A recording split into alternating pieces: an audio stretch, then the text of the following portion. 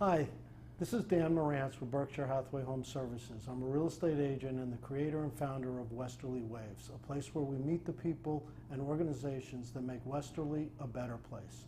Today I'm sitting at the Tower Street School Community Center with Jennifer Coduri and Margy Long. Jennifer is the Executive Director for Literacy Volunteers of Waashington County, and Margy is one of the volunteers. Jennifer, Margy, welcome. Thank you. Thanks. Thanks for having us. So, Jennifer, let me start with you. You're the Executive Director of Literacy Volunteers. Tell us a little bit about how you got involved and who you are. Are you a Westerly resident? I'm actually a Charlestown resident, but I was born and raised in Westerly. Went to elementary school in Westerly. After elementary school, I went to Springfield College, and I was on track to work for the YMCA, which I did initially out of college. Worked here in Westerly as the executive director of the YMCA here. Oh, okay. And then when my daughter was born, I went to URI to get my master's degree in education. So it was a field I was always interested in. And when I completed that, a part-time position had opened up at Literacy. It sort of blended a little bit of my experience with the Y and my experience in education. So I started working part-time, in the development end of things. And then when the executive director position opened up about a year ago, I became the executive director here. Great. And Margy, you've been a volunteer here for a while? Yes, when I retired from teaching, I came here and initially did some tutoring, but then I switched to the board and thought my services could be better used and my knowledge of the community better used on the board. So I served three-year terms on the board. Wow. And I found it very, very valuable. Great. So either one of you, tell us about Literacy Volunteers and what its mission is. Okay. Well, the mission of Literacy Volunteers is that we're here improving lives by providing programs and tutorings that promote adult literacy. So I guess in its essence, it's really to provide whatever an individual needs in terms of literacy. People think of literacy and they think of reading. But literacy actually, kind of encompasses a lot of different avenues. We are serving people who want to become new citizens. We are tutoring individuals who are working on their GED and need a little extra assistance. We have a large population that are English as a second language. So it also encompasses financial literacy. So people who maybe need a little more experience in their job working with money and how to handle bank accounts, we do that. We also do digital literacy. So really we meet with individuals who may need any of those services and design a program that'll suit their needs. And is there a cost to those people? No, we are a nonprofit, so there's not a cost. We have volunteer tutors who do all of our tutoring. So it's really open to anyone 18 or over who needs those services. When I first started tutoring, it was a given for me because I taught reading in the public school system as my career as a teacher. But in literacy, it turned out to be quite a different kind of teaching because, as Jen pointed out, we tailor the lessons to the learner's interest. For example, if it was a mother who wanted to understand better how to communicate with the teacher, her child's teacher, then the vocabulary and the practice would be geared toward that. Whereas as a reading teacher in a school system, you take a young child and you start with the basics right at the beginning.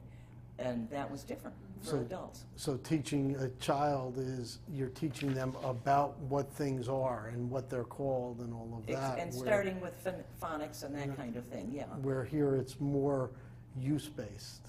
Absolutely. And I think there's a lot of agencies who do feel like they're doing work that improves people's lives. And that's what's so meaningful about literacy is these are skills that are really life-changing for an individual. Being able to have that conversation with a teacher or a doctor that they may not have been able to do before really changes their lives. The first experience I had with Literacy Volunteers was I had a client a few years ago who was Spanish, had a hard time dealing with his English, and yet he was in trouble with his mortgage and could not communicate very well with the banks.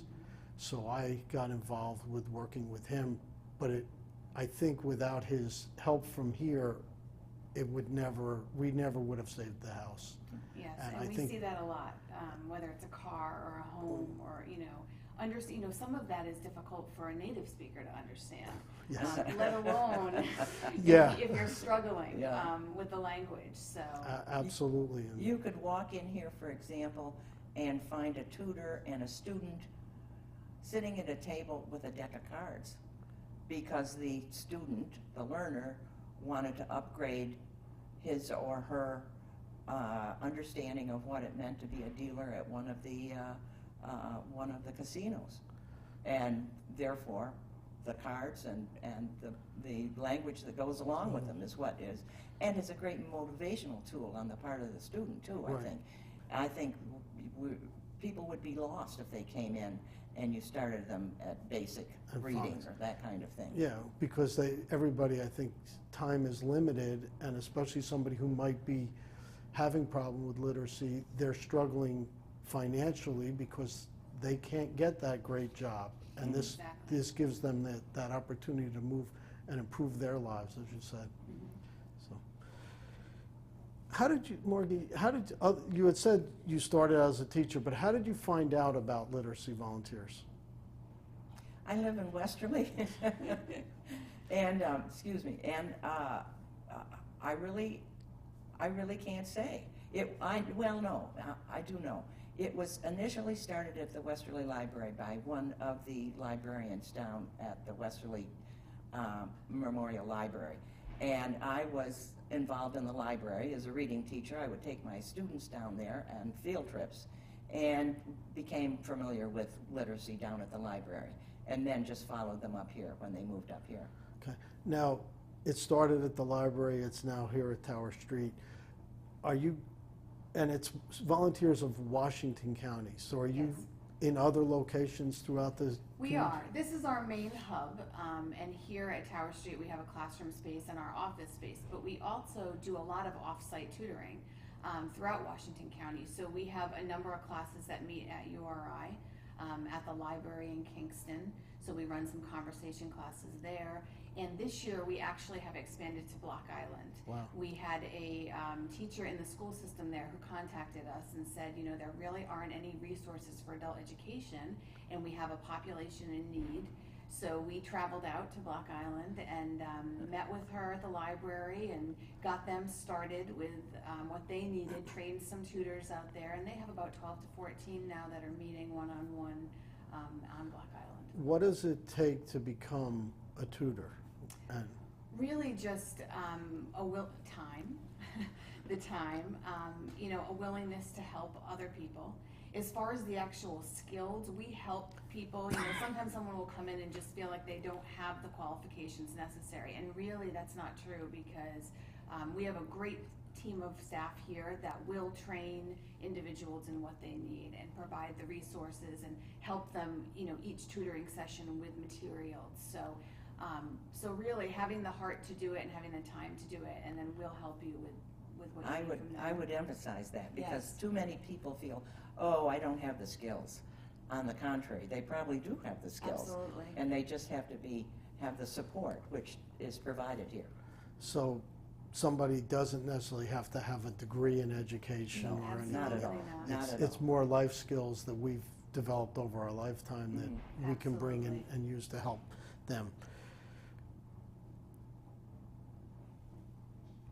What are some of the ways people can get involved other than as teachers or tutors? Well, there are quite a few. We certainly are always looking for tutors, so that's our first and foremost. But being a nonprofit, we run a number of special events, primarily in the summer, that help support the mission. One is Bloom, which is a dinner that we hold at Cook Goose every year in honor of Bob Richens, who is a longtime board member here. We also have a golf tournament in June, Links for Literacy, and we run a summer speaker series, the Joyce Ahern series, that happens usually in July or August. And all of those events require planning, pre-planning, and we also have a number of roles that are required the day of. So if people are, interested in helping with events, we can always use that kind of help. So serving on a committee, helping with an event, helping in the office, there's lots of opportunity. If somebody wanted to get in touch with you, the phone number here is 596-9411. 9411. And it's, of course, it's 401 area code. Yes, it is. I'm an out-of-stater originally. I still use area codes. What's been the best experience you've had, Margy? I think probably the best experience has been seeing somebody come in and develop their skills well enough so that they could gain citizenship. And I went to one citizenship meeting where they actually were sworn in as citizens, and it was a very emotional experience for me, because I had seen these people when they came in, and they had grown tremendously, and it meant a great deal to them. I think everybody should have an opportunity, just as an American citizen, to see that ceremony, because it means so much to the people. It makes you more appreciative of your own country. And it's not an easy accomplishment. No, not at all. I think there are many of us that would struggle with what they need to know, and so it's an amazing thing to see, and it is one of those moments. And I think that's one of the real sort of hidden benefits to being a volunteer here. You're feeling like you're doing for the individual, and you're here providing the service, and really it's a very rewarding. That's what we hear, is how rewarding it is for the tutor. To see that progress. So Yeah. That's great. What other ways does it affect? What would you think is the most impactful part of literacy volunteers on the community? Preparing somebody for a job is very meaningful, I think. Absolutely. For somebody to be able to have the skills to be able to get a job, even if it's a low entry job where they can continue with their literacy skills and to develop themselves and climb in their workplace, it's tremendously valuable. They're contributing to society then. They're paying taxes. Exactly. They're potentially homeowners. Mm-hmm. They have opportunities to grow. One of the things that I heard years ago was, I believe it was Jim Rohn who said it, and that is that immigrants are 80% more likely to become millionaires than American citizens are, because of the desire and knowing that coming here, the opportunities that are there for them. Yeah. I think Right. that somebody who's come here and has struggled with literacy because of English as a second language have that opportunity to really grow if they can just get the handle on what to do. So I always like to ask the question, because I am a real estate agent and I hear tons of horror stories. Everyone is different. I like to ask the question, tell me a story that's good about real estate, something that's funny or fun that I can just enjoy. I don't know, do you still have at the end of the spring semester, there was a supper where all the students and teachers come. Yes. And many of the students it's a potluck, and so the students bring dishes, ethnic dishes of their own, and everybody chimes in and tastes each other's food and so on, and it gives people a lot of pride for somebody to say, oh, I never had this before, but it's really, really good, or even ask for a recipe. And that's a fun thing that happens every year when I was involved. That's great. Well, this has been fun. I hope it's been informative to you. If you have some time and would like to impact people's lives, please give Literacy Volunteers of Washington County a call. Come out, maybe you can tutor somebody. You might have time to help them with an event, or of course, will take financial donations. Jennifer, thank you very much. Dan. Margy, it's been a pleasure. Thank you, Dan. I look forward to seeing you again soon. If you stick around a few more seconds, I'll post all the contact information for literacy volunteers. Have a great day.